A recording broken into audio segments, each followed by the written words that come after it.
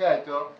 ಮಹಿಳಾ ಆಯೋಗದ ಅಧ್ಯಕ್ಷರು ನಾಗಲಕ್ಷ್ಮಿ ಅವರು ಬಂದು ಅವರು ಕಡೆಯಿಂದ ಏನೇನು ನಮಗೆ ಮಾಹಿತಿ ಕೊಡಬೇಕು ಹೆಣ್ಮಕ್ಳ ರಕ್ಷಣೆಗೆ ಅದನ್ನೆಲ್ಲ ಹೇಳಿದ್ದಾರೆ. ನಾವೆಲ್ಲ ಚರ್ಚೆ ಆಗಿ ಮಾಡಿ ನಾವೆಲ್ಲರೂ ಕೂತ್ಕೊಂಡು ಚರ್ಚೆ ಮಾಡಿ ಆ ಮಹಿಳೆಯರು ಕಲಾವಿದರು ಎಲ್ಲರೂ ಇರ್ತಾರೆ. ಅದರಲ್ಲಿ ನಿರ್ಮಾಪಕರು ಮತ್ತು ಕಲಾವಿದರೇ ಭಾಳ ಇಂಪಾರ್ಟೆಂಟ್ ಆಗಿ. ಹಾಗಾಗಿ ಅವ್ರನ್ನೆಲ್ಲರನ್ನು ಕರೆಸಿ ಮಾತಾಡ್ತೀವಿ ಅಂತ ಹೇಳ್ಬಿಟ್ಟು ಹೇಳ್ತಾರೆ.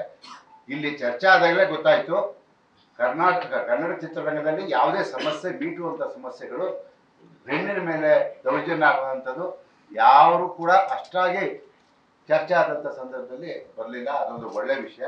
ಈಗ ಒಂದು ಮಾತು ಹೇಳ್ತೀನಿ, ನಮಗೆ ನೇರವಾಗಿ ಹೇಳ್ತೀನಿ, ನಮಗೆ ಕೇರಳದ ಮಾದರಿ ಸರ್ಕಾರ ನಮ್ಗೆ ಯಾವುದೇ ಒಂದು ಕಮಿಟಿ ಮಾಡೋದಾಗಲಿ ಏನು ಬೇಡ. ಮಹಿಳಾ ಆಯೋಗ ಇದೆ, ಅವರಿಂದ ಅವ್ರ ಮುಖಾಂತರ ಏನು ಬೇಕಾದರೂ ನಮ್ಮಿಂದ ಮಾಹಿತಿ ತಗೊಳ್ಳಿ. ಇವತ್ತು ಹೇಳ್ತೀನಿ, ಬಹಳಷ್ಟು ಜನ ಹಿರಿಯರು ಹೋಗಿದ್ದಾರೆ ಈ ಕನ್ನಡ ಚಿತ್ರರಂಗಕ್ಕೆ. ಅವ್ರದ್ದೇ ಆದಂಥ ಒಂದು ಕೊಡುಗೆ ಇದೆ. ದಯಮಾಡಿ ನಮ್ಮ ಕನ್ನಡ ಚಿತ್ರರಂಗಕ್ಕೆ ಅದನ್ನೆಲ್ಲ ತರಬೇಡಿ. ನಾವೆಲ್ಲರೂ ಕೂಡ ಸೌಹಾರ್ದತೆಯಿಂದ 90 ವರ್ಷಕ್ಕೆ ಕಾಲಿಟ್ಟಿದೆ.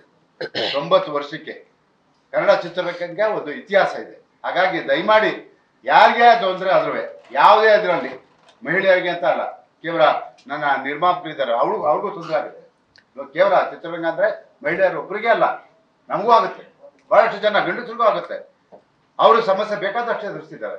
ಹಾಗಾಗಿ ಯಾರೇ ಒಂದು ಸಮಸ್ಯೆ ನಮ್ಮ ಹತ್ರ ಹೇಳ್ಕೊಂಡ್ರೆ ಖಂಡಿತವಾಗಿ ನಿಮಗೆ ನ್ಯಾಯ ಒದಗಿಸ್ಕೊಡುವಂಥ ಕೆಲಸನ ನಾವು ಮಾಡ್ತೀವಿ. ಧೈರ್ಯವಾಗಿ ಹೇಳ್ಬೇಕಷ್ಟೆ. ಹೆಣ್ಮಕ್ಳಿಗೆ ಆ ಧೈರ್ಯ ಬಂದು ನಮ್ಮಲ್ಲಿ ಗೌಪ್ಯವಾಗಿ ನೀವು ಹೇಳಿ ಅದನ್ನು ಬಗೆಹರಿಸದೆ ಹೋದಾಗ ನೀವು ನಮ್ಮನ್ನ ಪ್ರಶ್ನೆ ಮಾಡಿ ಖಂಡಿತ ಆ ಕೆಲಸ ಮಾಡ್ತೀವಿ. ಯಾಕೆಂತ ಹೇಳಿದ್ರೆ ನಾವು ಹುಟ್ಟಿರೋದು ಆ ತಂಗಿರ ಜೊತೆ ಅಣ್ಣ ತಮ್ಮಂದಿರ ಜೊತೆ. ನಮಗೆ ಆ ಒಂದು ಸಂಸ್ಕೃತಿ ಇದೆ, ಆ ಒಂದು ಇತಿಹಾಸ ಇದೆ ಕನ್ನಡ ಚಿತ್ರರಂಗಕ್ಕೆ. ಹಾಗಾಗಿ ಚಿತ್ರರಂಗವನ್ನು ದೂಷಣೆ ಮಾಡಬೇಡಿ. ನಮಗೆ ಮಹಿಳಾ ಆಯೋಗ ಇದೆ, ಅವ್ರು ಏನು ತೀರ್ಮಾನ ತಗೊಳ್ಳಿ. ನಮಗೆ ಕಮಿಟಿ ಅನ್ನೋದೊಂದು ಬೇಡ.